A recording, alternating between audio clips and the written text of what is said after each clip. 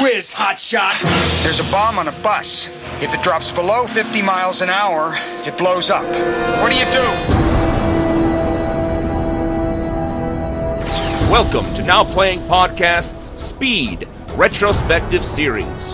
Okay, look, man, we don't have to go so fast, all right? Just slow down a little bit, all right, man? Just slow down. Hosted by Jakob. Oh, we got all the balls in the world right here, man. Stuart. Sorry, he's highly irrational. And Arnie. I love my car.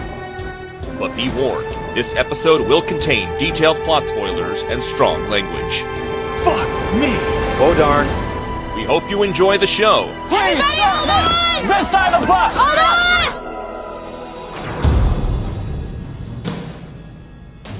Today we're discussing Speed 2 Cruise Control, starring Sandra Bullock, Jason Patric, Willem Dafoe, Tamura Morrison, directed by Jan De Bont. This is Arnie, co-host of Now Playing, and who's ready to partay on the big boat besides me? I guess Stuart is. And this is the co-host who wants to be depressed right now, Jakob.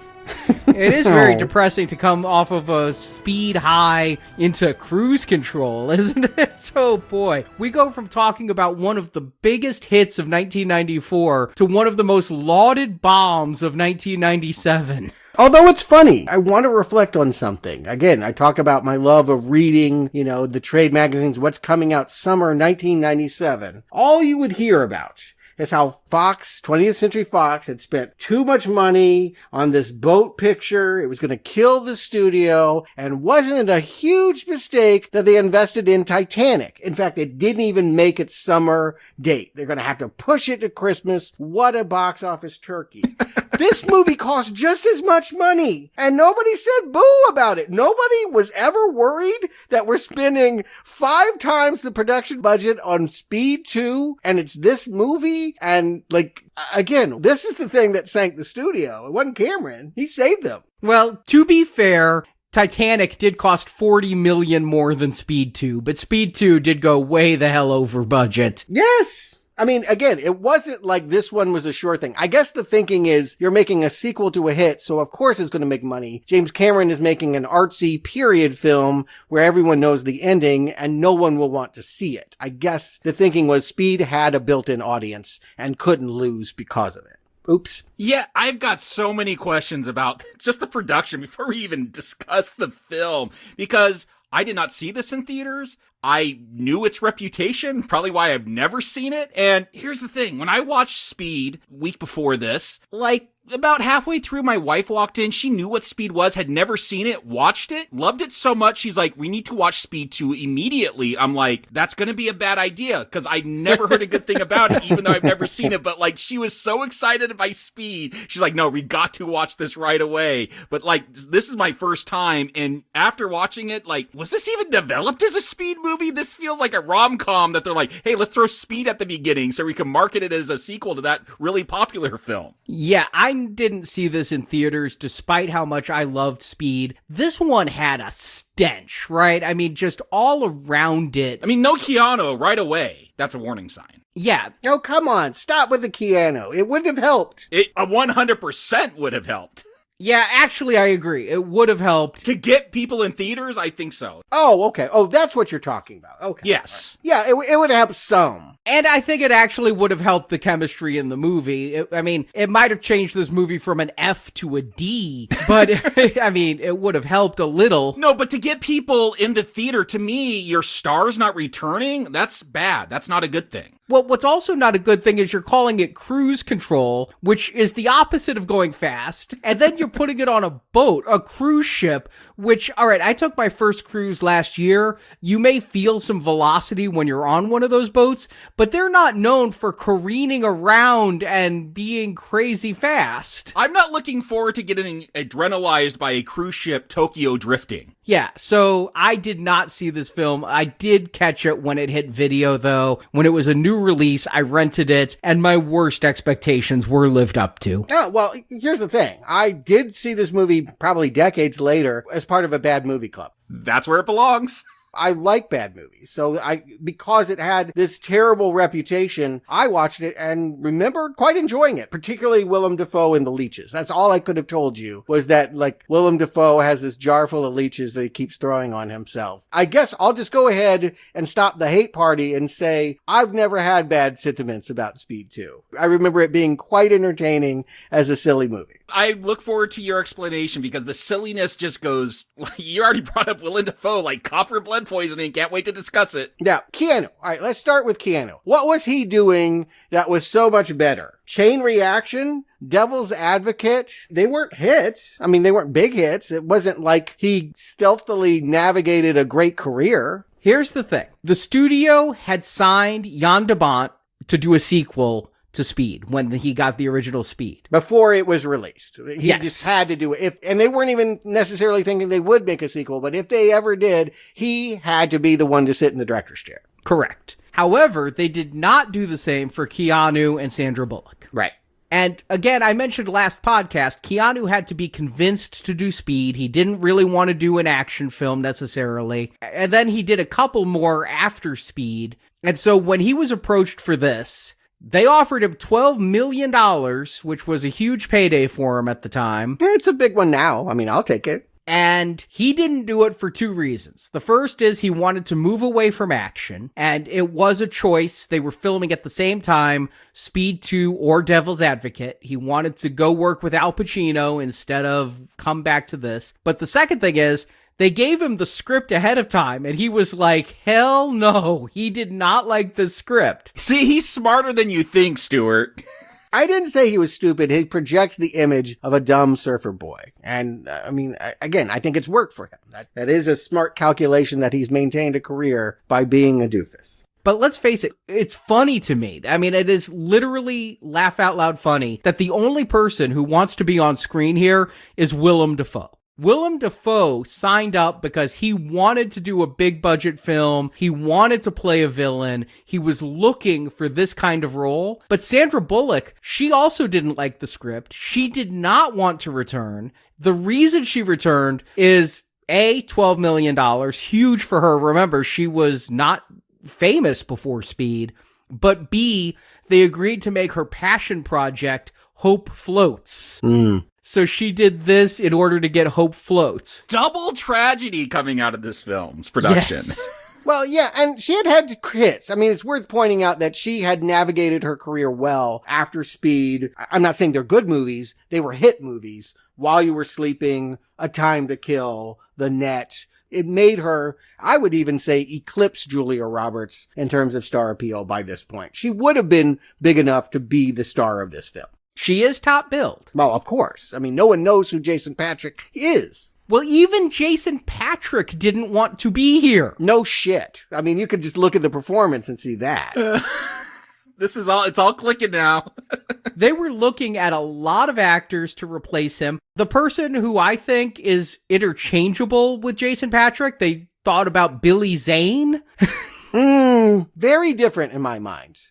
Maybe in look, they have the same kind of dark broodingness to you, but I think of Billy Zane, particularly because of Titanic, as being a mustache twirler and kind of a campy, funny, silly figure. Jason Patric, just to help people out, has largely done gritty indie work. Like, no fun. There's no Bill and Ted on his resume. He makes things like Russian Narc about drug addiction. Geronimo about the plight of the Native American. Sleepers about child sexual abuse. Your Friends and Neighbors about a misogynist sex addict. Like, where is the party in all of this? How is this man going to put on a Hawaiian shirt and dance to UB40 on a cruise ship? Yeah, well, when I think of Jason Patric, there's one movie I think of and only one movie, and that's The Lost Boys. And he's not what you think of. If you were looking for Bill and Ted, you're looking at the Coreys, and he's their sour, brooding James Dean wannabe brother. Yeah, the brother you don't remember.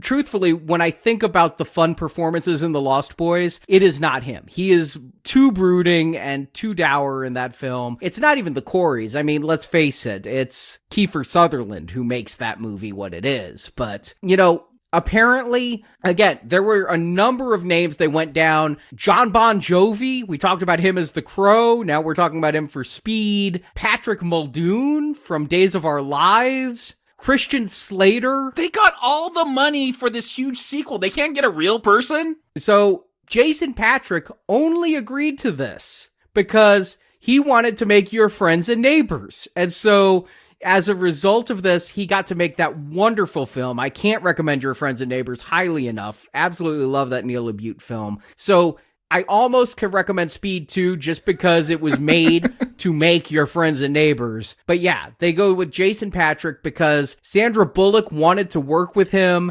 ever since seeing a 1990 movie, I don't know, called After Dark, My Sweet. Mm-hmm. Yeah, it's a noir film. It's, guess what? He plays a brooding drifter and people kill each other. Again, Keanu Reeves is goofy and silly and has the energy that kept Speed floating on air. Jason Patric is weighty and dark and dour and never has any fun. I think it's hilarious that they stick him on this boat with Sandra Bullock and she's trying to pretend like it's the same thing. De Bont, it should also be said, he got Twister out of this. He made Twister before this film. We're covering it next week after as a build up to the new movie. But, this was the, all right, if I have to, but I'm going to do my big hit Hollywood film follow up first. And this, you notice, Jan De Bont gets a story by credit here because this was his brainchild. You said, Jacob, was this a rom-com that they grafted Speed onto? No, they had a number of ideas for what Speed 2 could be. You should have picked another number than this one then. Jan De Bont was having a recurring nightmare about a boat crash, and so he ended up deciding that's what this one should be around. If you dream of disasters, don't turn it into a film. Well, here's the thing. It is a disaster film. And I argued this about Speed. Speed was not an action movie. It was not Die Hard on a Bus. It was Airport with the wings cut off. And this movie is coming out in a decade it was a full-on revival of disaster films. I mean, we're doing Twister next week. Yes, twisters and meteors and earthquakes and volcanoes. All the time there was a natural disaster, now done with the spectacularness of CGI. Sometimes twice in two different movies that had to compete against each other. How do you compete? What should they have done? I mean, isn't the failure saying that we can do it again, period? Yeah. That you can replicate that one-off kind of high concept. I mean, they did it with Die Hard 2, and they made even a winking joke at, like, how can the same thing happen to the same guy twice? I guess Bruce Willis can turn to the camera and smile, and we'll accept that, and we won't accept that from Sandra Bullock. I was waiting for Sandra Bullock to do it. She never does it. That's the problem. Yeah. Tone seems to be a little bit different because they've made some of the new choices that they have. And because I guess people aren't having as much fun, aren't as invested in making this thing work as well. Do you know what other ideas, what other vehicles they could have put this on? I mean, name one, right? I mean, my guess is that they looked at everything from a hot air balloon to a lunar, landing. It could have been anything. Both sound better than this. Really? You guys are that hard on this movie? A cruise ship, look, all I'm saying is... Who doesn't want to see a cruise ship get it? Yeah, but Stuart, you're coming from this mentality disaster film. I'm coming from the mentality, I just watched Speed, an action film. Okay. I want to go fast. Cruise ships do not go fast. I'm thinking of The Last Jedi with the slowest chase in cinematic history going on. Like, how are you going to make this exciting? Yeah, I agree with you, Jacob. According to Wikipedia, it actually says... hundreds of ideas for a sequel were sent to Jan De Bont. Hundreds.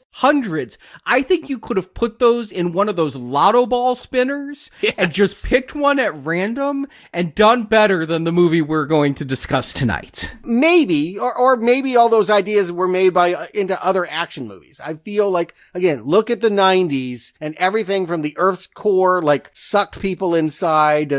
We love the fact that we had the technology and Hollywood was greenlighting the budgets that made disaster movies spectacular again. No longer are they just, like a toy boat in a bathtub.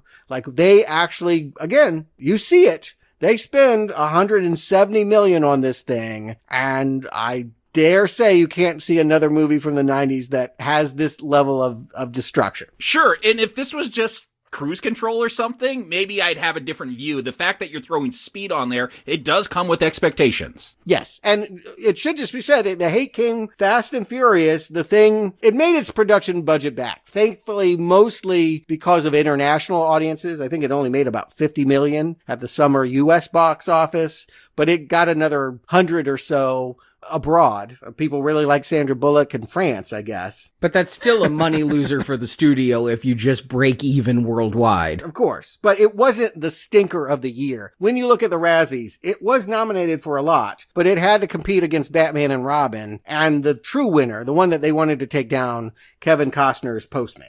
So I think it's crazy Jason Patric is not even nominated for Worst Actor. Not nominated? But Bullock and Dafoe are. Like, that's so nuts to me. I mean, all three should be. No, Dafoe is a saving grace here. We'll talk about it, but he's a shining beacon in the night. Yeah, I love what he's doing in this movie, but it only if one's the right word, it only garnered one statue, Worst Sequel. And I guess that's understandable. If you loved the movie last time and wanted to have the same experience, well, let's talk about it. Arnie, give us a plot. Sandra Bullock's character Annie is going on a cruise with her new boyfriend Alex, played by Jason Patric. Alex hopes the romantic Caribbean getaway will be a good place for him to propose. Their cruise liner is hijacked by disgruntled software engineer Geiger, played by Willem Dafoe. Love it. Arnie, have you had your copper levels checked? I know you program like you're in real danger. Mm-hmm. I think so. I mean, I got a phone in my pocket all the time, a mini computer. We're all in danger of copper cancer. Why do you think I have leeches on me right now? Yes, I am investing in leeches futures in the stock market. Like, they're going to be big because we all have these mini computers killing us. My nurses! Geiger developed the software for the cruise ship, but his sitting at a computer for so long gave him copper poisoning. With only a few years left to live, Geiger decides to take control of the ship so he can rob the multi-million-dollar jewel collection that's on board. And don't you want him to put on all the diamond rings and necklaces and just sashay around going, I'm pretty? Well, he would do something similar in Boondock Saints. True. Geiger kills the captain of the ship. He then gives the first mate, Giuliano, played by Tamura Morrison, 15 minutes to fully evacuate the ship. But one lifeboat is unable to lower, leaving a handful of passengers and employees on board. Among those still on board are Alex and Annie. Much to Giuliano's frustration, Alex insists on inserting himself into the boat operations and trying to catch Geiger. Geiger has taken full control of the ship and has it set on a collision course with a cliff. And if we're doing the trolley experiment, that would have been the happy ending. Alex and Giuliano succeed in turning the ship, but it eventually crashes into St. Martin, causing massive destruction. Like, destroys an entire economy, no longer a tourist location. It's amazing. Recommend. I'm just going to go ahead and say recommend for that damn scene. Amazing. Yes. They built a boat and then crashed it into a giant set. During the boat crash, Geiger has taken Annie hostage and escaped. He goes to a seaplane with Annie and the jewels, but before he can take off, Alex arrives on a speedboat. Annie throws the jewels out of the plane, and Alex saves Annie, with them both jumping into the water. And Geiger crashes his plane into an oil tanker, which causes a massive explosion, killing the software engineer. In the aftermath of the fireball, Alex finally proposes to Annie, who accepts the proposal as credits roll. As we start, they're going to do what they can to try and tell you what you're watching is the same experience. Right from starting with the same way that Keanu entered flying in the air, his wheels never touching the road. We have, I guess, look-alike Jason Patric. I don't think they look that much alike, but maybe we aren't to notice that this brunette is not the same star. It will take a long time before we get a close-up and before it gets established. We will have Annie explaining to Tim Conway, better known as Dorf, I think by this point, doing those golf videos on his knees, but here playing as a DMV driving test instructor. Yeah. It was important to Jan De Bont to very early on, before we saw Jason Patric, to have Annie explain to us that her relationship with Jack didn't work out. Now, it's absolutely no surprise, of course, this movie was written for Jack and Annie. No shit. And rewritten to introduce this new Alex. But yes, Annie had said twice in the last film that relationships under extreme circumstances don't work out, and we're going to find out here as she's talking to Tim Conway. It didn't work out. He gave her pepper spray as a birthday gift, and she sprayed herself thinking it was perfume. I thought it was a funny line. She went to the ER because she sprayed pepper spray on herself thinking it's perfume. That made me laugh. I thought it would have worked better if she just said the line and then, yeah, it didn't work out because intense things don't. But my question is, like, is Annie... Before, like, okay, she had a lead foot. She lost her license because of speeding. I didn't think... I mean, she capably drove that bus. I didn't think she was, I don't know, had some like mentally handicapped issue where she cannot drive or something. Like, I don't know, Stuart, you seem to be into this for more of the humor, and I definitely think this leans way more into that humor. Oh, like, yes. Does all these antics, like, you loving this? This is a better movie than Speed for me. Of course you say that. I enjoy Speed 2 better than Speed because it is even bigger in its destruction and even more 70s disaster movie stupid in all the choices that it makes. Watching, Sandra Bullock take $12 million to play this ditz who can't even pull out of a driveway without causing major traffic accidents. Yeah, she had lost her license for speeding, we were told in the last film, and now she can't even drive. Is she suffering PTSD because she had to drive that bus? Was it suspended so long she's forgotten how to drive? But yeah, that anyone would say this is better than Speed 2 is fucked in my thoughts. I can't even comprehend. Well, you can. You can, and it's really easy. I don't think Speed is a great movie. It's a silly time. This movie is sillier than Speed. We all agree this, yes? This is much sillier than that silly movie last week. Not in intentional ways. Yeah, well, who cares about intent? I mean, you can't ever know what is intended. What ends up on screen is what's up on screen. Whether it's done by idiots or masters of comedy, I laugh a lot in this movie. And it starts right here. Oh boy, I do not laugh once in this movie. But you're mad. You're mad because they ruined something you thought was adrenalized, intense amazement. That a large portion of the world thought that it made a ton of money. Yeah, I'm just saying, so that's why you're going to hate, and this thing has a 3.7 on IMDb score, but the truth of the matter is, this movie's got destruction galore, and it's got laughs galore. For sure. It's got destruction at the end. I would not call this, that's one of my problems with it. I'm waiting for some kind of action sequence to start throughout this film. It's right here. Jason Patric is chasing a laundry truck, I think, or an ice cream truck. It looked like an ice cream truck to me. Yeah, I thought it was ice cream. I'm not even sure, but it's full of boxes of electronics that are falling out that he's having to dodge. You're not laughing? This is not funny to you? I will give this film probably the only compliment I'll give it. Well, there might be one other later on, but I think this motorcycle chase is excitingly filmed. I think Jason Patric's stunt double can ride that bike really well. I think the swerving and the movement is taking me back to the things I liked to watch Keanu doing in the Jaguar, catching up to the car in the first film. This is as good as it gets. I mean, but it's stupid. I mean, don't tell me this is exciting. It's stupid to see him chase this striped, stupid little truck with the boxes of VCRs falling out the back of it. Yeah, no, it is stupid. It's not shot the same way. It's not as adrenalized, not as exciting. I agree. It's stupid, and that's not a good thing. They're not replacing what they've taken away from the original Speed. Yeah, and it's important to recognize you were getting adrenaline off that last movie, and I never felt that. I never got excited by the movie last week. I was amused by the movie last week. It's some kind of farce that as she's ruining her driving test, he's chasing after whatever this guy did, and who knows. And then wouldn't you know it, they all crash together, and it feels like a Smokey and the Bandit movie. Yeah, no, I did know that was going to happen. I'm like, if this happens, like, what is this awful sitcom level humor that, like, yes, they're going to cross paths, and that's exactly what they do. And relationship over, because he has been dating her for a period of time now. I mean, it's got to be a while if he's getting ready to propose. And he has let her believe, possibly even gaslit her, into thinking all he does is ride a bicycle at Venice Beach, and he's that kind of cop. And not an action junkie. She has talked about her relationship with Jack and how she didn't like action junkie Jack. And here he is doing the same kind of things Jack does.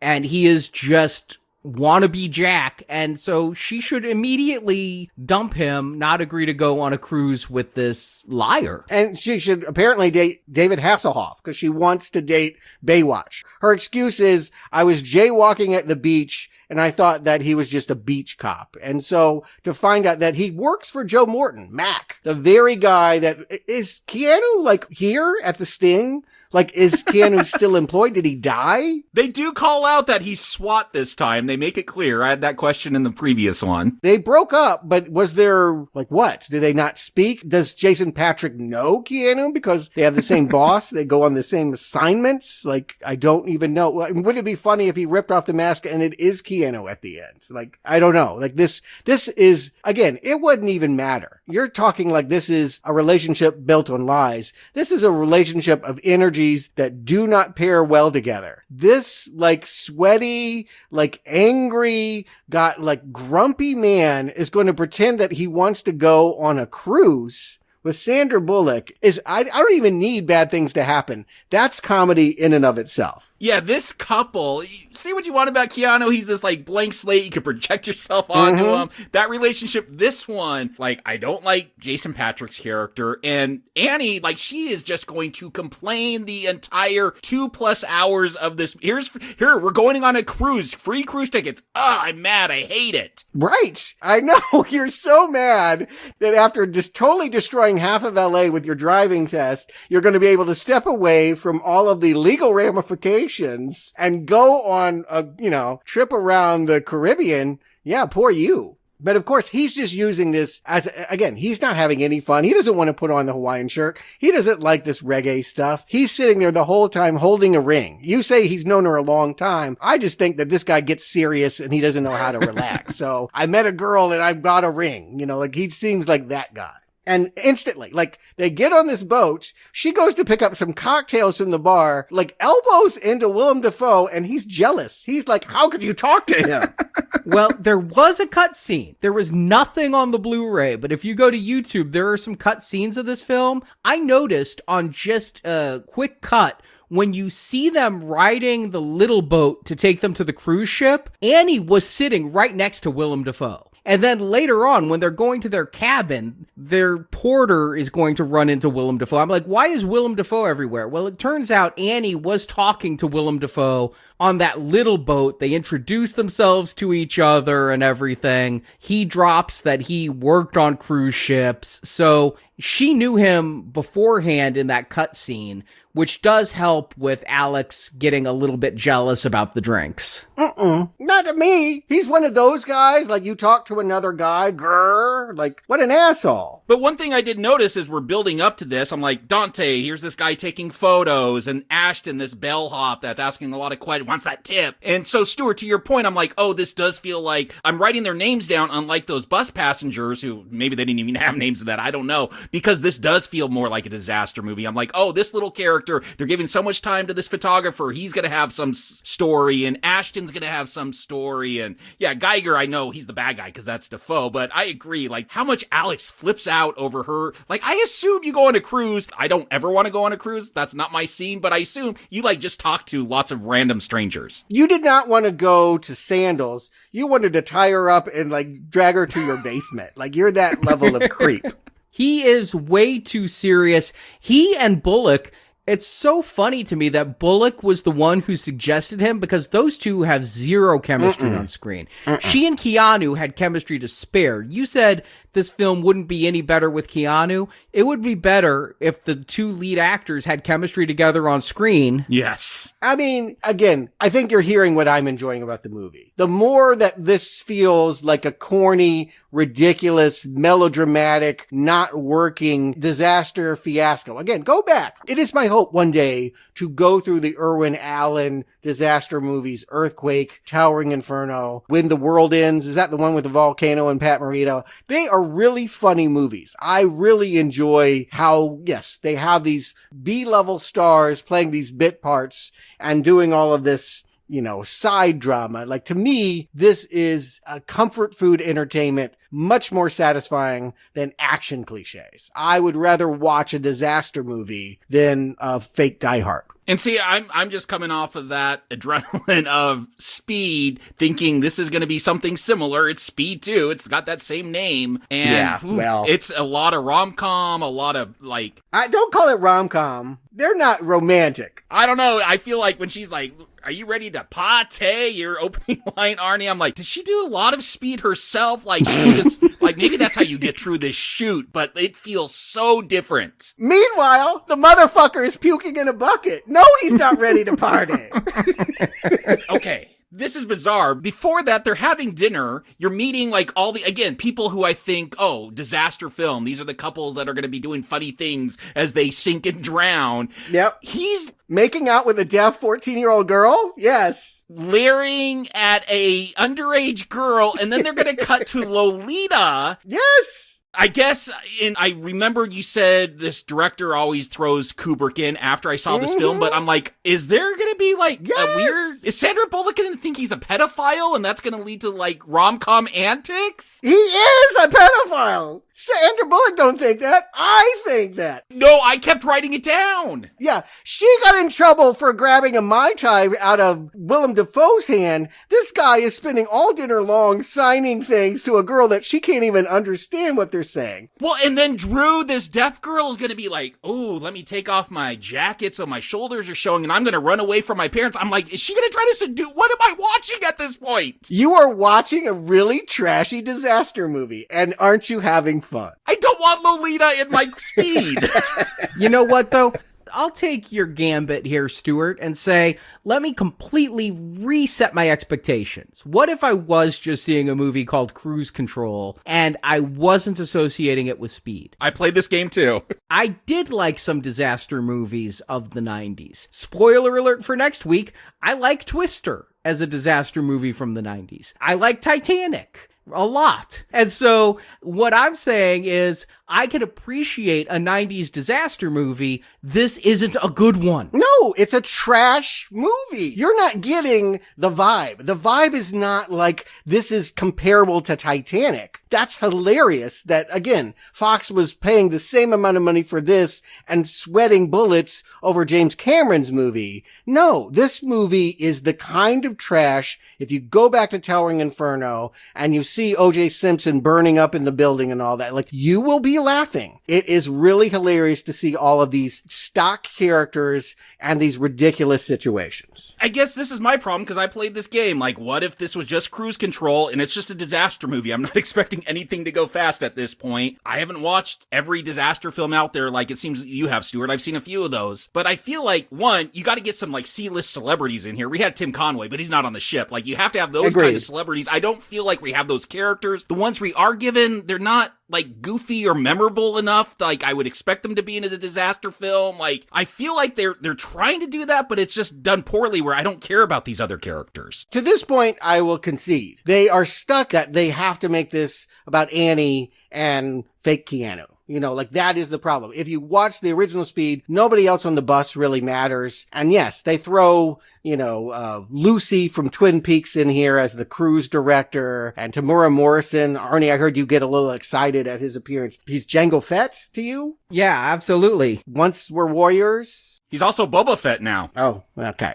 I'm trying to find why it would be exciting to see him. I agree with you. I wanted this to be an ensemble, and unfortunately, I deal with it, but it is very fixated on Jason Patric maybe running off with different people at different times, but you're only paying attention to him and Annie. No, you're only paying attention to him. One of my biggest disappointments in this film is how sidelined Sandra Bullock is going to be in this movie. Whereas before, she felt like Keanu's partner because somebody had to drive that bus. Here, there's no excuse for a non-police officer to get involved in a lot of action, and long stretches of this movie will go by without Sandra Bullock in it. Yeah, what action?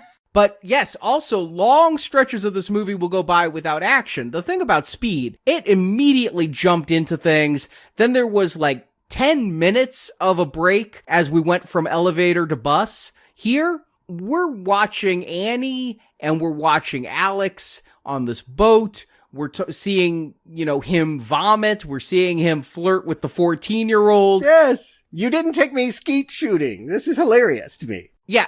You know what? It takes 41 minutes of this 2-hour and 5-minute film before we're going to get to action. 41 minutes. That is terminal. That right there is a not recommend. No, that is par for the course. If you go back and watch Airport 75 and it takes an hour before the bomb goes off on the plane. That is what you should expect in a disaster movie of that era. If I like these characters, that 40 minutes would not be an issue. I kind of chuckle when I get a UB40 music video, basically. They do a whole number here.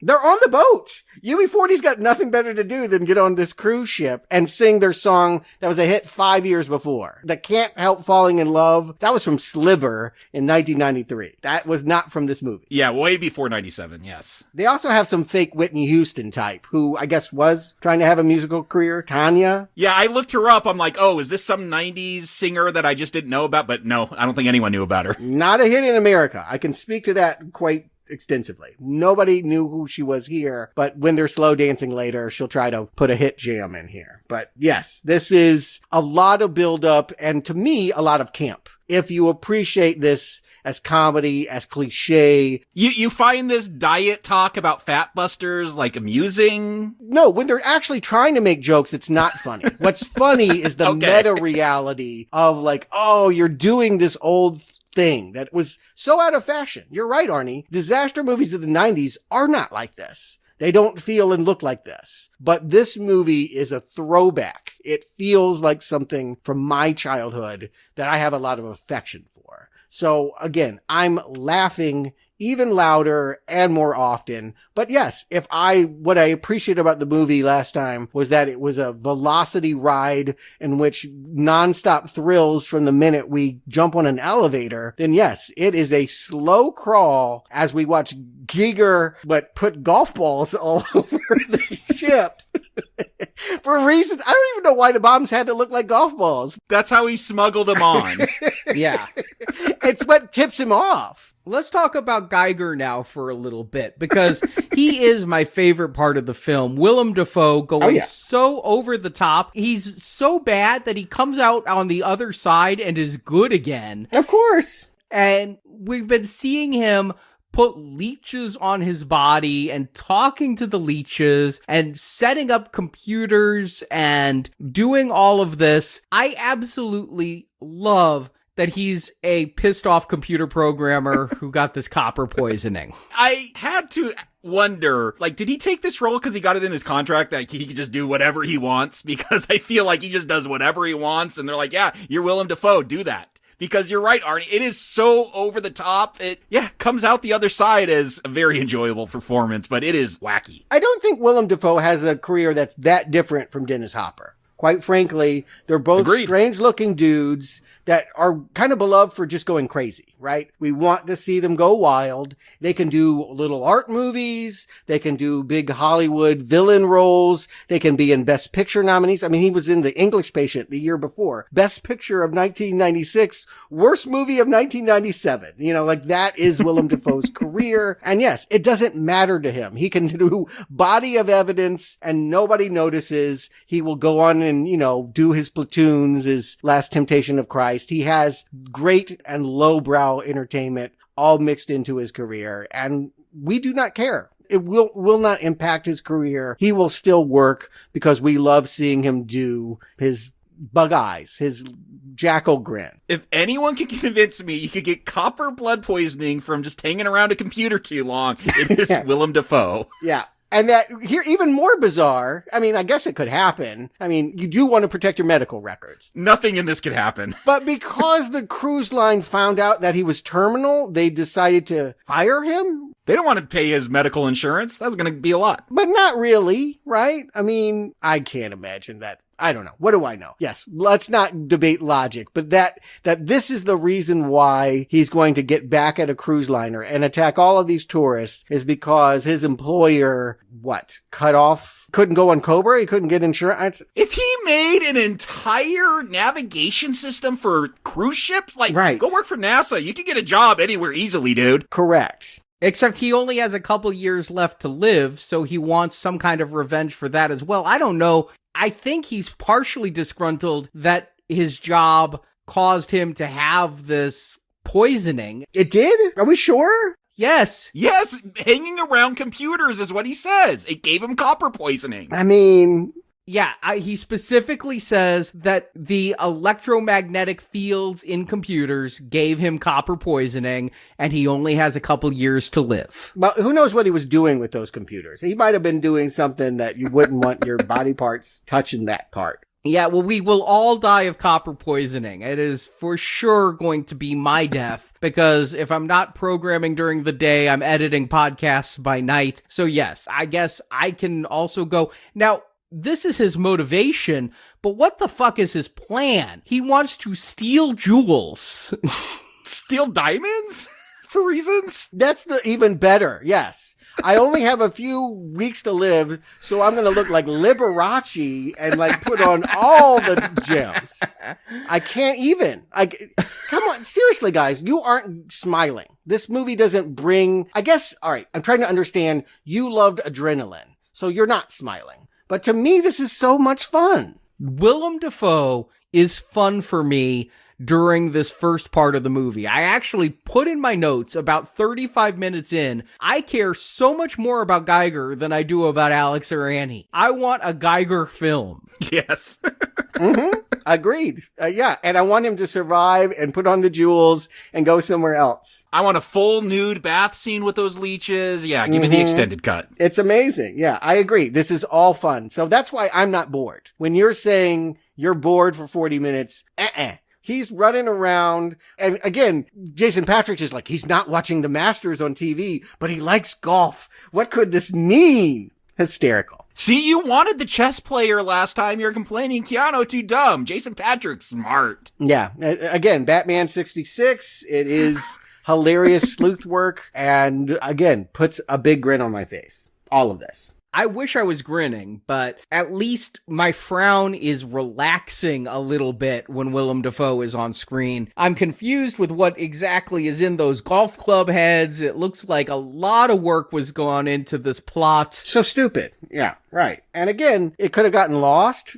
He's lucky the porter found it and brought it to his room. They did get lost. I know. That's what I'm saying. You're lucky you shouldn't have brought in the bombs this way. You shouldn't have done... Again, you don't even really need... Are they smoke bombs? No, he blows up the radio communication power, so they can't radio out, I guess. Okay, so there is actual destruction. But these golf balls are actually just smoke bombs. Those are smoke bombs to fake fires. Yeah. I want to emphasize that. In the end, the plan is if everyone looks at a computer, because I guess they don't have any staff on the ship, the people that we meet that are the crew are the only crew on what looks like a 12-deck mega cruise liner? You're telling me no one has the time to go floor by floor and actually check if any of these fires are real? Incredible. Yes, I laughed in my head, not out loud, about how stupid all of this was. I don't know, Stuart, maybe you're enjoying this, but it's just so dumb. Aggressively stupid. It's so dumb. I love it. The captain, he puts on, I think he beats up the porter. If the porter for some reason comes into his room and he beats the shit out of him, throws him in the closet and puts on the porter outfit, but is going to pretend to be the captain and do selfies with people. I thought for sure those selfies were going to come back. I guess it's on film because this is 1997, but why have that scene? I thought Jason Patric is going to go through their pictures and go, oh, it's Willem Dafoe. I know who the bad guy is now. Yeah, Jason Patric's already on to him, and Willem Dafoe doesn't need to be the captain to do what he's going to do. He just needs to sit in his room and hack. He needs to pretend to be drunk. No, he just needs to hack. Everything is being done on a computer. And they're dumb enough to have no manpower go and actually check if any of this stuff is legit. I do love that he pretends to be the captain and selfies with people. Before selfies were ever a thing, these people are long-arming the camera and asking if the captain will take a picture with them. And he's just like, sure. Again, Willem Dafoe is captivating during the opening of this film. I will tire of his shtick, and he will get less to do. But during this plotting phase, he's the only thing keeping my eyes open. Okay, I guess that's one way to frame it. Again, it's not adrenalized. I'll give you that. We'll meet at that point. This is not adrenalizing stuff. This is camp. This is slow-moving disaster movie setup in which you are laughing at the gall and the stupidity of the way that they're putting this plot together. It's all so much. And yes, for whatever reason, a bomb does eventually go off. The captain was thrown off, bomb goes off, and everything's like falling. And people get trapped they're in a hall with smoke. There's a girl in an elevator. I don't even know why any of this happens. Because it's a disaster movie, Stuart. Like, this is when it's really telling me, oh, forget about going fast. We just got to have scenarios where people get trapped. Like Drew, who I'm waiting for this whole pedophile subplot to play out. No, she's going to get stuck in an elevator and then get out. Oh, no, it plays out. Yeah, she ends up, like, professing her love to him when he finds her in the ballast room. Yeah, it's gross. But yeah, and then these, I'm gonna say it, fat couples, because that's the joke. They gotta undress to block the vents with their clothes. This should be funny. I'm not laughing because maybe you're laughing because it's so bad. To me, it's just bad. It's not playing as funny as jokes so I'm disinterested. And when they try to do an intentional joke, well, how come she isn't taking off her dress? Because I'm not wearing any underwear.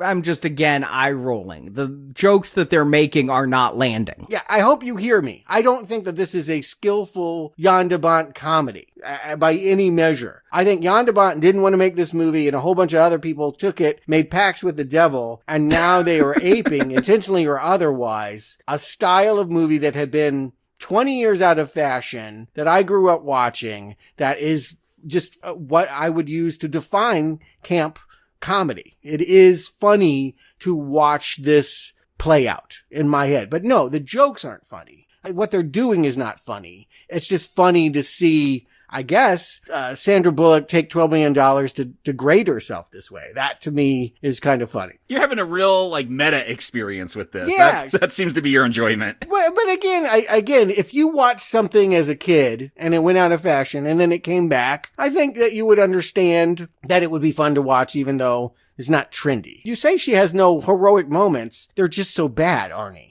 She will try to save those people in the hall. I guess the smoke bombs that aren't fires, wouldn't it just be easier to actually set fires? But the smoke bombs that are choking the people that are stuffing their clothes in the vents, they need help getting out of there. So she gets a chainsaw and with the photographer tries to cut them out. She does the Pulp Fiction thing where she grabs like multiple chainsaws to get the biggest and best one, like Bruce Willis in the pawn shop. I had to look this up because the reason those people are trapped in the corridor is because fire doors have shut. And those are, extra heavy doors that are inflammable so that if there's a fire, it won't go past that point. And these people are trapped between them. I'm like, wait a second. Can a chainsaw cut through a fire door? Yes, it can, actually. So kudos to this film's scientific realism for having a fire door be cut through with a chainsaw. I cannot give it compliments about its adherence to science at all, regardless of this door and chainsaw. No, Speed is not about that. Again, I've never been sucked into the reality and the intensity. So this doesn't feel like a betrayal. This feels like they have gone extra. It has become even more so than what it was even before. I suppose the disappointment is that you could just enjoy the ride last time. Again, I think of an amusement park ride. It felt like running a Ferris wheel or maybe a roller coaster. Whereas this thing, it definitely doesn't have that velocity. It definitely doesn't move with the speed of the original movie. But I think it's just as absurd. I think it is just as inventive. And I think that the scenarios that it comes up with are just, again, Sandra Bullock with a chainsaw, that I'm laughing. I said with Speed, don't bring logic into it because when you think about it, it is very silly. The thing is, it doesn't give you time to really think about it. I didn't really think of issues until like after the film when I was reflecting back on it. Like, okay, what about this? Like I said, who cares about any of those bus passengers? And that's why you throw Sandra Bullock in there so there's an actual love interest and you're actually invested. Like, everyone's going to evacuate this ship except for like maybe 20 people. people and they're like, oh, we can't jump off because we'll get sucked under. You won't get sucked under. I don't care about 20 people on this ship. Like, it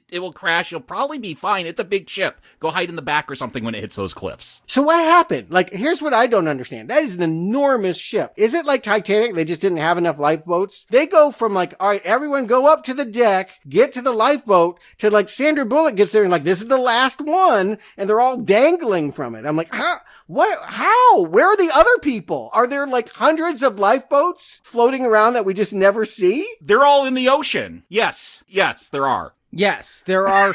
We see a couple other boats and a couple dinghies. Never. We never see anybody else. We saw no one leave here. Yeah, we do. Everything is about dropping this one escaped lifeboat. And yeah, they do what they did in Titanic. It starts to tip on it and it gives Jason Patric a reason to jump around like a monkey on it and save the ship photographer. Ugh. See, it was making me think of Titanic because Annie and Alex get to that boat and Alex is like, you get on the boat. I'm going to go back. And he knows something's up with Geiger, and Tamura Morrison drops a line about we don't know what he's capable of. So Alex is going to run back onto that boat, making me think of all the times in Titanic that Rose is told to get on the boat while Jack goes back into the boat. I'm sure they knew about each other. Again, with them both shooting at Fox, I'm sure that Jan De Bont was, again, it was a troubled production. Everyone knew that Titanic had all of these problems and the script had leaked, and they would have known to avoid it, or maybe they thought they were copying it. Again, they thought they were going to be a competitor. Titanic was supposed to come out the same summer, and so it's crazy to think that this movie and Titanic would have been shown by the same studio within weeks of each other. I can't imagine. But what a double feature. And what is Alex's motivation to like go and get Geiger? Again, just get on the boat and leave. Like, that ship is going to crash. Who cares? He's an adrenaline junkie cop. Not according to this film. Who insists on inserting himself into places where he's not wanted. He has no authority. He has no jurisdiction. Yeah, exactly. Yeah. I get that he may have wanted to save the little girl. He did hear that she wasn't there. He wants to do more than save her. Yes, I agree. You're right. With the inclusion of Lolita, it all but tells you there's something untoward happening here. But yes, it seems to be after that they have that little whatever. And that looks like fun. Again, you always want to delight me. I love when people are on sets that have the water tanks and they suddenly, like, you're riding a tidal wave. Like, that is always a thrill to watch. In this case, it's Jason Patric and the little girl, like, ride up the ladder in the gush of water after stupidly. Their plot for slowing down the boat is to flood it, to sink it. Like, okay, well, yes, that will certainly stop the boat from going forward, but it won't help you. The goal is to slow down the boats, and this is Alex's idea. Alex, who doesn't know boats, doing this despite the objection of the bridge crew. He's not beach patrol, he's SWAT. Yes, if you saw Titanic, that is actually why it sank, was that it flooded those very rooms. That is not what you would do. But there's also just like this game of like, and this feels very 90s, like for reasons, I guess because he wasn't watching the Masters and the golf thing, he knows almost instinctively it's Geiger, right? That's not a thing for him to deduce. He knows Geiger is the one responsible. They storm his room. They find the leeches in the bathtub. And then the computer like blinks, goodbye, Alex. And like, now computers can just like explode. And so like, I feel like a lot of this middle is him like running into areas and having Alex use his, I don't know, he's got like a laptop gun at one point that he could use to close doors on him and set off more bombs. I don't know. I guess anything with wires has the capability of becoming one of Geiger's bombs. And the middle of this movie is Alex. I think at one point he's at the mini mall running from bombs, trying to get through a door that has a grenade on it. Again, Sandra Bullock gets a moment. She saves him by figuring out a way. I think she just grabs the grenade and takes it out of the doorway, but she saves his life. And she panics. It's Tamura Morrison who really handles that grenade. She's like, take it, take it, take it. And Tamura Morrison, who's there, he was the first mate of the ship, so he's now in charge. And, you know, I didn't know who Tamura Morrison was when I saw this film, and all the stuff I've seen Tamura Morrison in since, all the Star Wars stuff primarily, but every so often something else. I had no memory of him being in here, and he does fine. You know, I have nothing negative to say about him. I mean, he's as good as Ortiz or whoever. I mean, again, they have not improved that. I will share that my disappointment with this movie is any good disaster movie knows you need to have like an old couple and one of them dies. You need to have a dog or a cat in peril. You play it up even bigger. This movie has a cast that ultimately, yes, sometimes Tamara Morrison is running around with Jason Patric. Sometimes it's the navigator. Sometimes it's the ship photographer. None of those people have chemistry with our two leads. And the two leads don't have chemistry with each other. But that part's great. That's what I love. I love watching them not have chemistry and pretend that they do. Just Sandra Bullock continuously, as she's being saved, still complaining this entire film. Oh, I love it.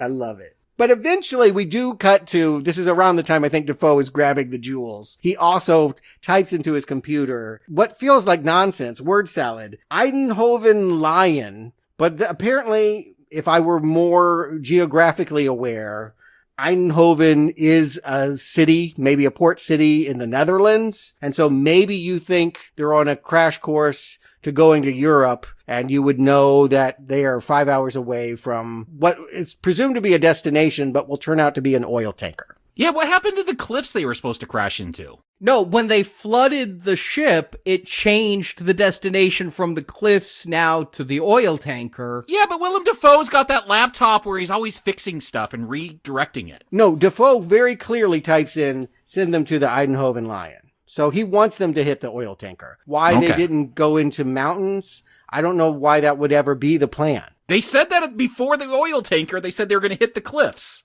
Yeah. I heard words. No doubt I heard the words. And they said that the boat turned, so I don't know what the hell Dafoe is doing with his little wrist computer, but that wrist computer's pretty nifty for 1997. I gotta give it that. Laptops were pretty big and thick and chunky back then. Oh yeah. All of this tech stuff. Again, we were so in love with that. The whole idea of the hacker. Again, it's so trendy that he's a disgruntled IT person. And, I believe it. Again, he sells it. I love it. I think it's hilarious. What I think is hilarious is, they're on the bridge going, we're going 18 knots. All right, I don't know that. I had to Google this. That's 20 miles an hour. Mm-hmm. This movie is called Speed. I looked this up because they're going to make such a big deal at the end. 10 knots, 9 knots. I'm like, is that like 20 miles an hour per knot? Yeah, 1.15. This is The Last Jedi, just the slowest film. Now, look, maybe this makes sense if it was called Force because mass times acceleration. This is a big boat. There's a lot of force being built up, but not speed. Wrong physics element. Right. Even more hilarious, people should see it coming. This is not it's not coming fast, and it is so very large that I don't know how you could not notice, hey, gee, that cruise liner is coming awfully close to shore. Maybe we should get out of the way. They call out that it takes 30 minutes to start up the engines for that oil tanker. Sure. But yeah, they never try to shoot a flare, try to get their attention. The captain on the oil tanker, doesn't notice them till they're way too close. No, the plan is, again, this is the genius of Jason Patric. Why don't we throw a bunch of rope into the propeller and I'll jump in there to help feed it in there so that I can get tangled up and almost drowned. What a brilliant plan. Yeah, I don't understand that part of it. Yeah, that's so good. Just drop the rope into it. Right. You just drop the rope in. You don't actually have to swim down there and get tangled up in it. Dumb. I mean, they already said we can't jump off the ship because the propeller will suck us under. Well, it will do the same with the rope. You don't need to take it down there. Look, I don't understand. Why don't they just keep flooding the thing? The whole thing was going to sink.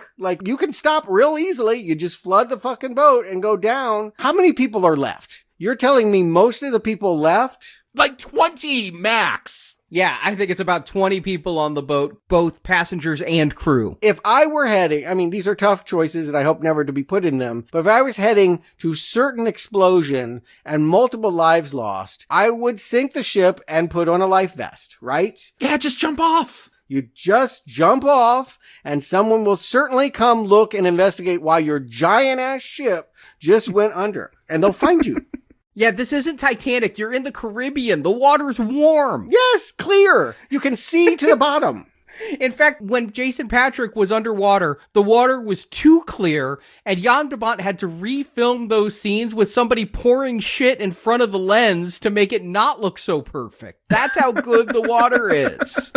Yeah. And again, filming on water, that always runs over budget. It's a problem for every movie. Titanic was just one of many. It benefited. Ultimately, you see the money up on screen, but it isn't surprising to me that this thing ran way over budget. And they had the problems that you're talking about, because it is not easy, particularly at an age where they didn't have all the CGI technology to mask all of that. It's not easy. Waterworld, ask anyone, it's not easy to use that medium and not have computer assistance. But I'm grateful. I mean, I am totally serious. When I say this next half hour makes everything worth it, it makes everything worth it to watch this boat come into shore. So, because of the rope in the rudder, or what is it exactly that does get the boat to finally turn? No, he swims underwater with the photographer, and they take turns like turning something, manually turning the boat. Yeah, that's right. They turn the rudder. That is the best part. It's so hard to turn this tiny little thing. It looks like a water faucet. We'll take turns. I'll do it for 15 seconds. 15 seconds? Learn to hold your breath, man. 15 seconds is nothing.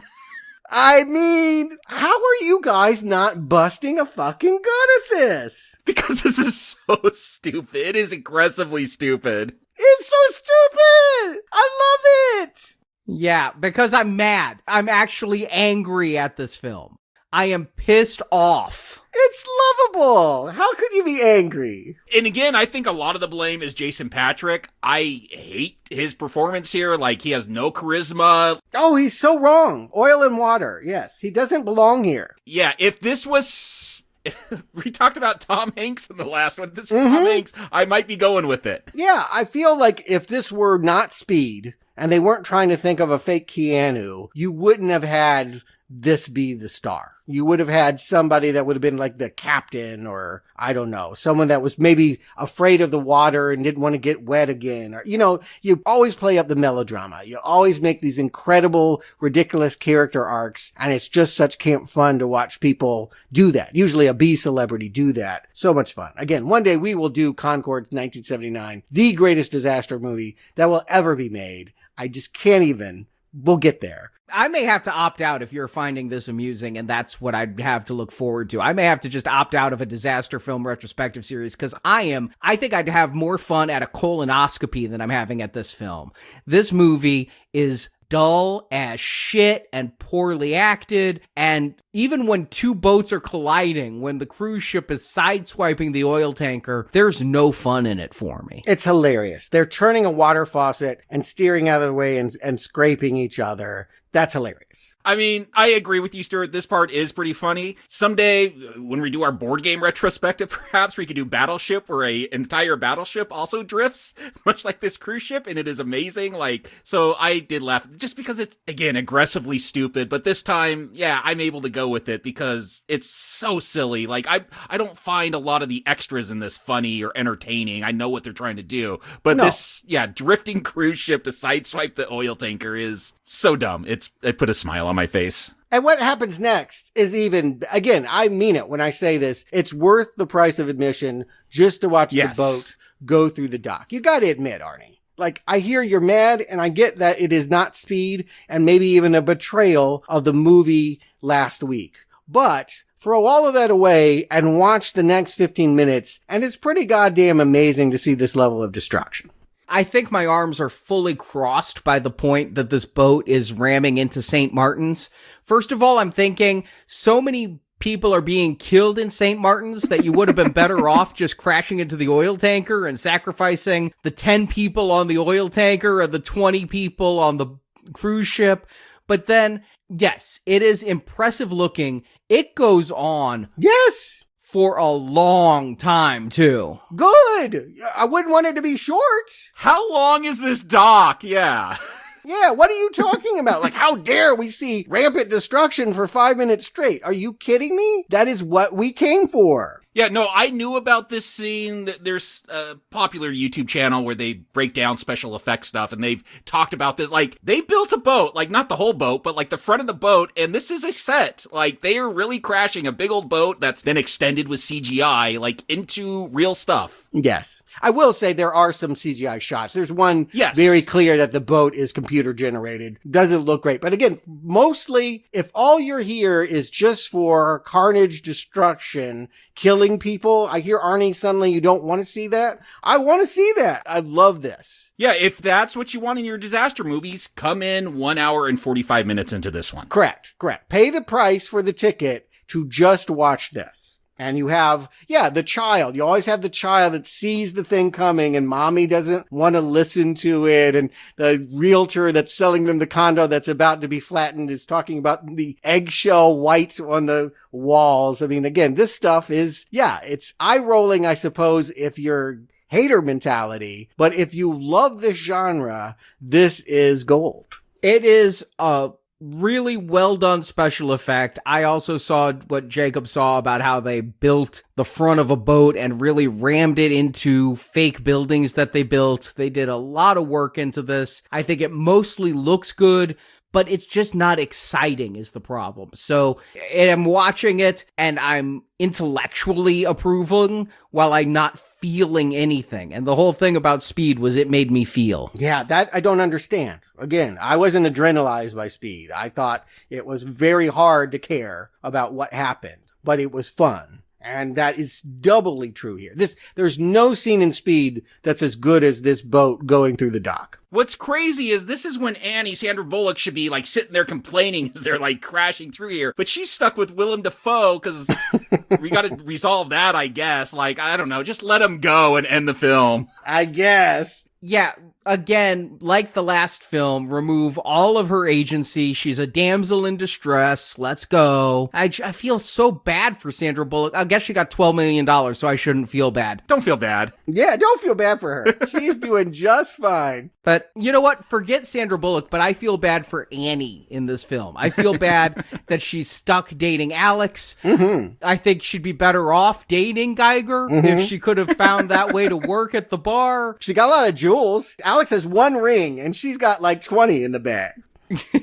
I feel bad that this is all her character is given to do. And here, I guess she does one thing. She realizes they're in like a dual sea-doo, like a tandem sea-doo or something. They're like connected, yeah. Yoked, like, because why would you do that? Like, you never would. Like, that just doesn't make any sense. Like, but yes, I guess who's in control if you're yoked together? I don't know. It seems like a real fight about which direction to go to. But couples maybe do this? I don't know. And maybe there's a button so you can get rid of the other half of your couple if he says something bad, because she pulls a lever and cuts Willem Dafoe loose. Which, he's right next to the plane. He could just leave. Like, he does not need Annie at this point. I don't know why he spends time trying to get her. That ruins everything. The plane is right there. But Stuart, this film did get me to have a legit laugh at one point. And during this whole chase, Toon Man, what's his name, Maurice? He returns, like, he's got his boat, and that's going to get taken by Jason Patric, and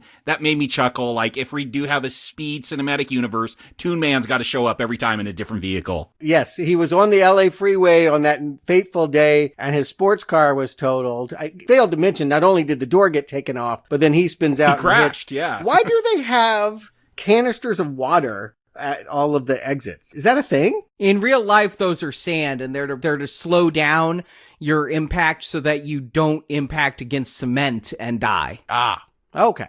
Water's more cinematic, though, to see it splash. Okay. Well, anyway, the poor man has come down to nurse that loss in the Caribbean, bought a new condo. He has a Toon Man boat. The boat's name is Toon Man again. In case you caught that license plate. He's got to have a motorcycle, a Zeppelin, all saying Toon Man. Mm-hmm. Yeah, I'm loving this. When I first watched this film, I did not remember him from Speed 1. I'm glad that we're watching these back to back so that I could go, oh, they brought him back. Yeah, he is. But here at the end, and happy to serve. Would it mean more if he recognized Keanu Reeves? He has no relationship with Jason Patric. Nobody does. But he's happy to help out here. I'm just waiting for Annie or Toon Man, someone to say, yeah, the Bruce Willis thing, like, I can't believe this is happening to me again. Like, I just needed that moment of self-reflection because this seems like a very weird thing to happen to Annie all the time.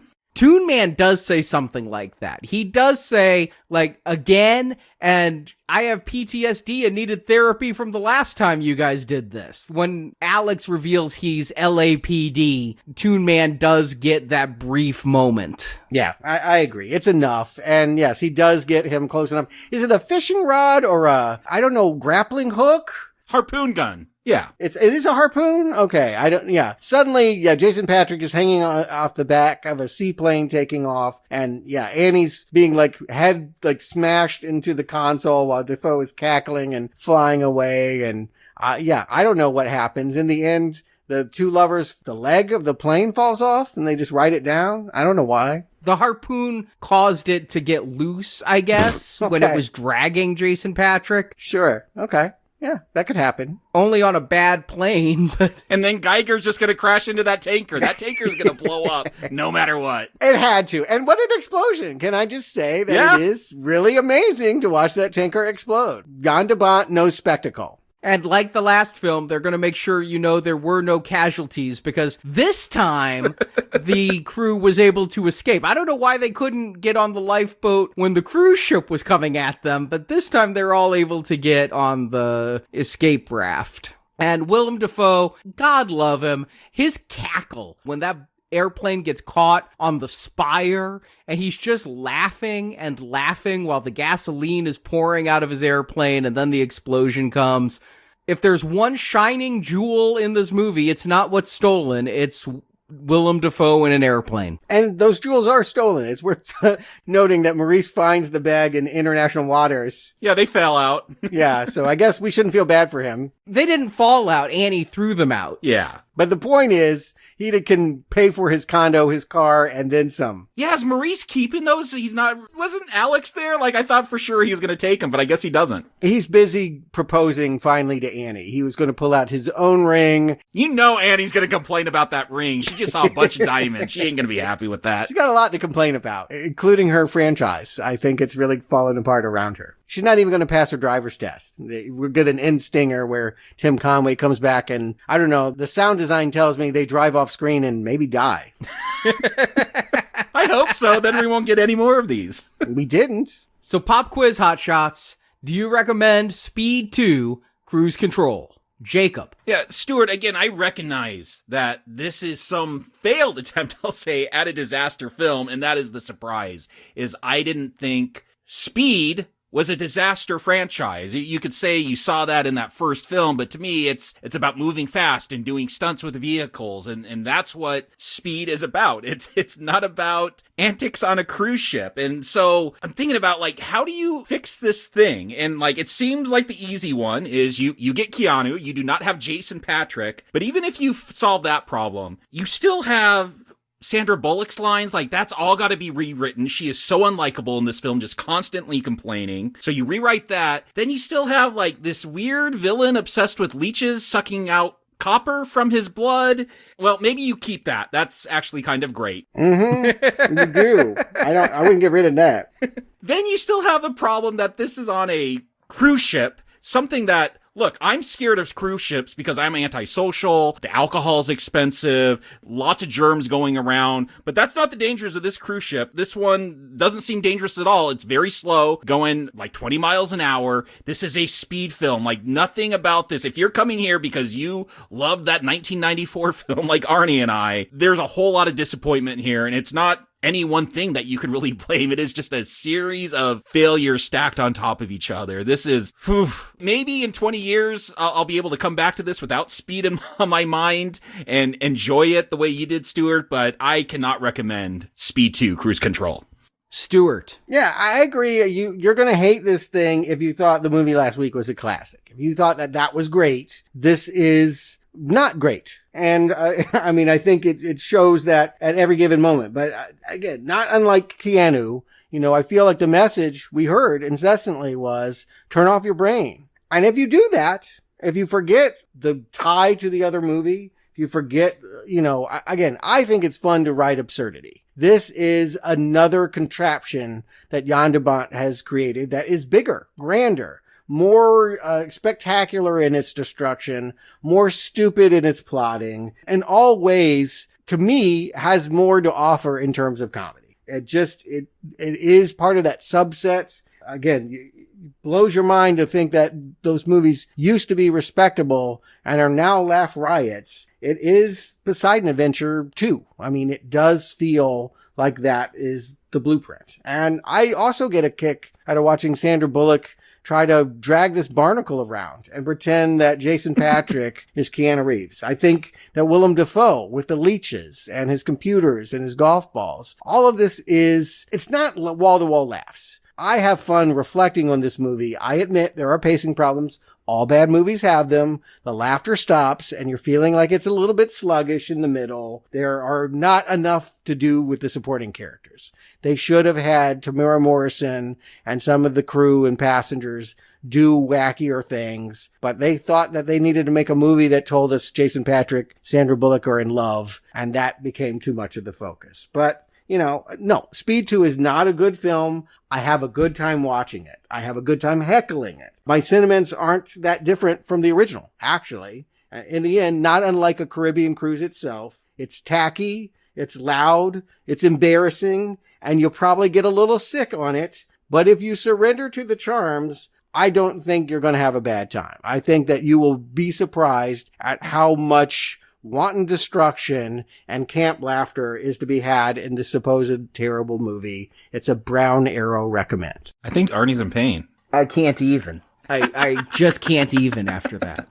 Even a Brown Arrow is too good for this movie. Someone really disliked it. You admitted you laugh at this movie. Don't give me that. You've already said you like Willem Dafoe. I like Willem Dafoe during the first 30 minutes of this movie, when he's really just using his computers and doing a one-man show and putting leeches on his body. But there's still 95 more minutes of this movie after that first half hour that I have to suffer through, where he's just running through hallways and holding up a computer like a gun and complaining about his previous employer. So much complaining in this movie, and I'm going to continue the complaining because I'm going to complain during this strong not recommend. I mean, even the disaster at St. Martin, which cost apparently half this film's budget, even that cannot make this film recommendable at all. No, just watch that on YouTube. Yeah, you'll get as much enjoyment there because there's no characters here to cling on to. I dislike Annie, who I liked so much in the last film. I absolutely hate Alex. I find him a sucking void of charisma. He is the opposite of screen presence. Does he leech your energy? Not to mention,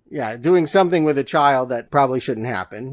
You do not put Lolita in this film. Like, why is that in here? It's crazy. No, it is really creepy. No, this film shouldn't exist. I wish it had never been made, and it is the strongest of not recommends. I hate this movie. So, I'll ask, Speed 3, reboot, what do you do? Believe it or not, Keanu and Sandra Bullock have both said in recent years they'd be open to it if the script was good. Well, it won't be. It never has been, and it's not going to be good. Haven't they made movies together since? Didn't they make something about a lake house? Yeah, they communicate through a mailbox. Okay, so that we've had that. We can see them on screen again. But to do this a third time, what I hear part of the struggle is that there's no good way of making the same scenario feel adrenalized in the same way. If you put it on a hot air balloon, where could this go that you would accept? After Speed 2, it can go to hell. Right, and it could. I mean, they might, I think Keanu's done Constantine. Yeah. Well, Bill and Ted did that, but... I mean, I think that's an option. Yes, it could go there. It could be fun. To me, it's all about the camera work and the action that Jan De Bont delivered so much in that first film. I think I'd be better with a reboot than I would a Speed 3.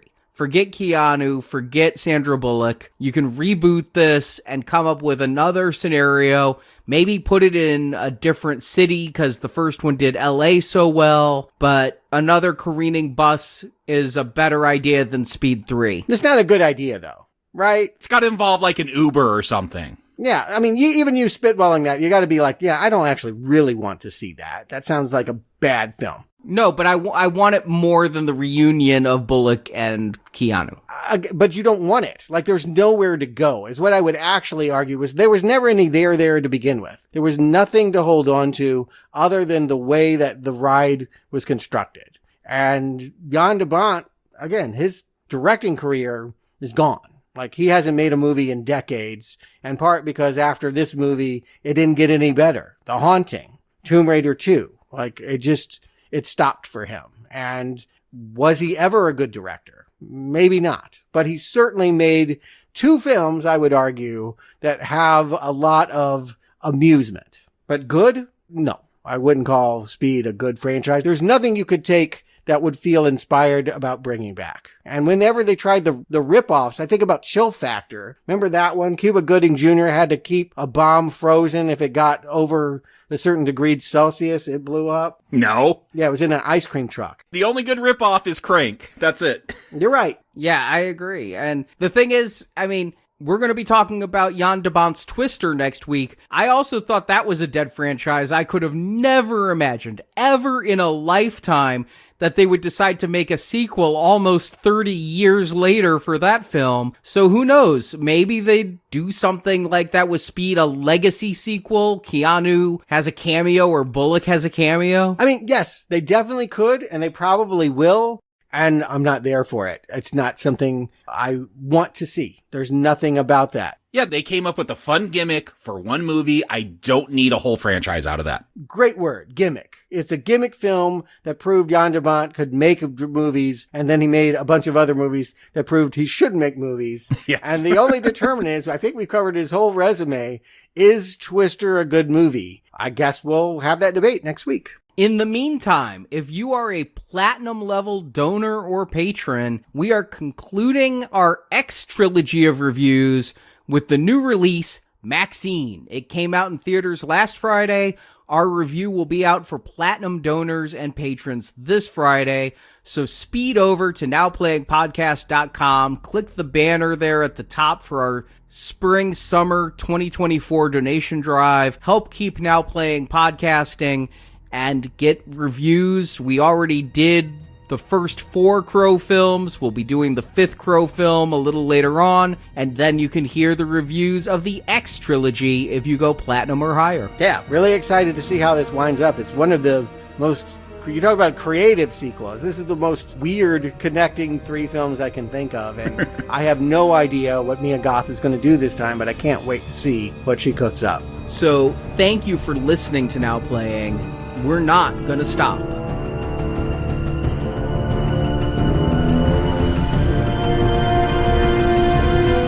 That's it? That's it? That's all we can do. Thank you for listening to this Now Playing Podcast movie review. Sure hope somebody got that on tape. We hope you enjoyed the show.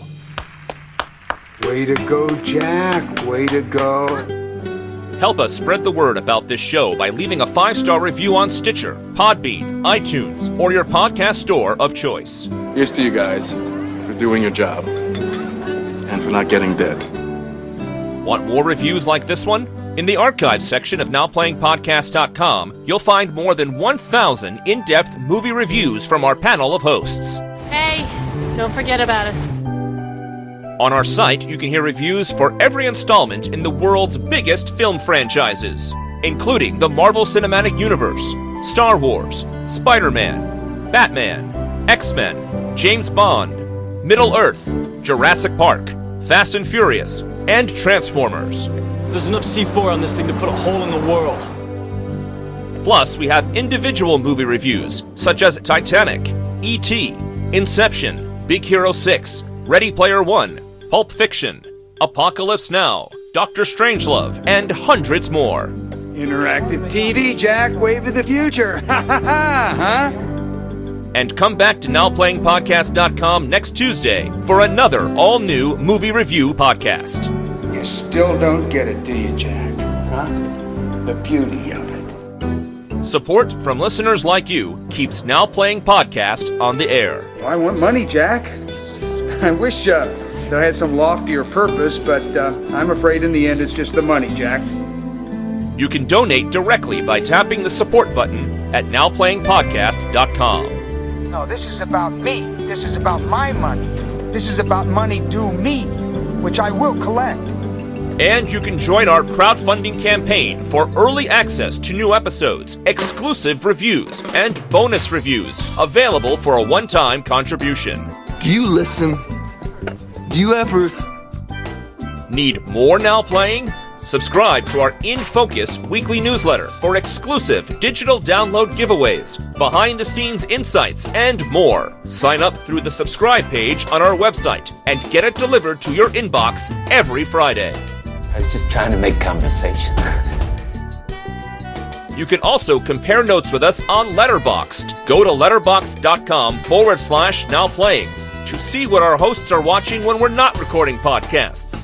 And follow Now Playing on Facebook, Twitter, Instagram, and our YouTube channel. This guy's out of his mind. Now Playing Podcast is produced by Arnie Carvalho. Who is running the ship?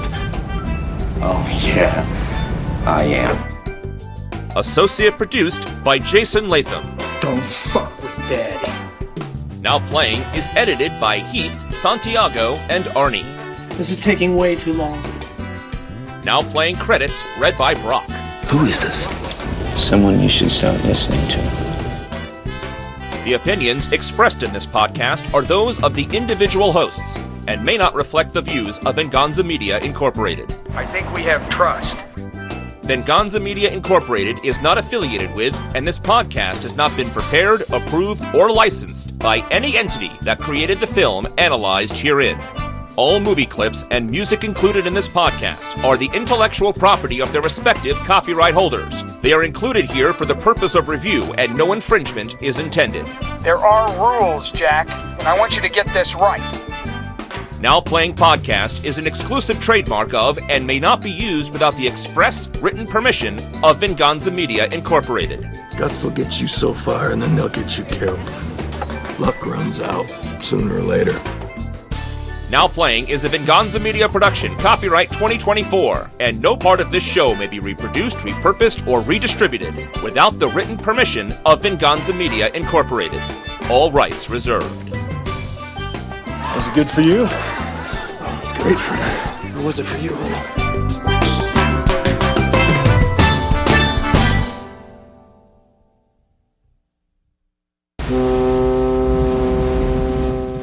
I mean, I got a phone in my pocket all the time, a mini computer. We're all in danger of copper cancer. Why do you think I'm I have covered in leeches right on me right now?